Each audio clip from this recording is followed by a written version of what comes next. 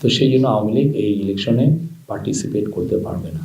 আমরা আমাদের আপনি দেখেছেন এই ঘটনার আমরা তীব্র নিন্দা জানিয়েছি এবং এই ঘটনায় যারা যারা জড়িত ছিলেন তাদেরকে আমরা ভিডিও এবং ভিজুয়ালস দেখে আমরা অ্যাটলিস্ট 12 জনকে আমরা অ্যারেস্ট করেছি।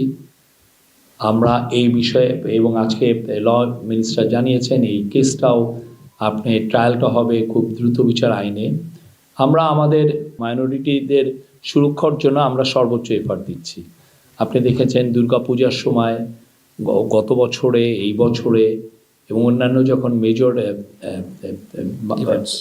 রিলিজিয়াস ফেস্টিভ্যাল হয় প্রত্যেকটা সময়ই আমাদের যথেষ্ট সিকিউরিটি ছিল এবং আমরা ইনশিওর করার চেষ্টা করেছি যাতে এই রিলিজিয়াস ফেস্টিভ্যালগুলো খুব যথেষ্ট আনন্দের সাথে হয়, ফেস্টিভ মোডে, এবং সব ধরনের সিকিউরিটি যাতে থাকে। ডেইলি স্টার এবং প্রথম আলোর ঘটনায় সোফার 31 জনকে অ্যারেস্ট করা হচ্ছে এবং প্রত্যেককেই ভিডিও দেখে ভিজুয়ালস দেখে অ্যারেস্ট করা হচ্ছে। অনেকের সাথে আলামতও পাওয়া গেছে, আলামত সবই হয়েছে। তাদের বিরুদ্ধে অনেকগুলো কেস হয়েছে, আপনি জানেন, অ্যান্টি টেরোরিজম অ্যাক্ট, তারপরে পেনাল কোডের কিছু কিছু ধারা অনুযায়ী তাদের বিরুদ্ধে কেস হয়েছে এবং আরও যাদেরকে আমরা চিহ্নিত করতে পারবো সবাইকে আইনের আওতায় আনা হবে এই বিষয়ে।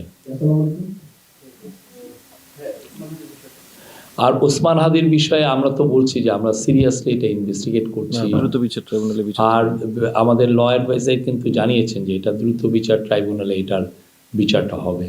তার দল তার নিরাপত্তার বিষয়টা দেখছে, বাট সরকারের কাছে যা যা সহযোগিতা ওনারা চাচ্ছেন আমরা সেই সহযোগিতাগুলো দিচ্ছি। এই পুরো বিষয়টা আপনারা আমাদের ফরেন মিনিস্ট্রিকে জিজ্ঞেস করবেন, বিকজ তাদের কাছে সব ধরনের এই বিষয়গুলোর আপডেট আছে। আমি আপনাকে এই আপডেটটা আমার নাই যে আমি আপনাকে লেটেস্ট সিচুয়েশনটা বলতে পারবো। আমরা এই চিঠিটা আমি অন্তত দেখি নাই, আমি এই বিষয়ে জানি না, অ্যাওয়ার না।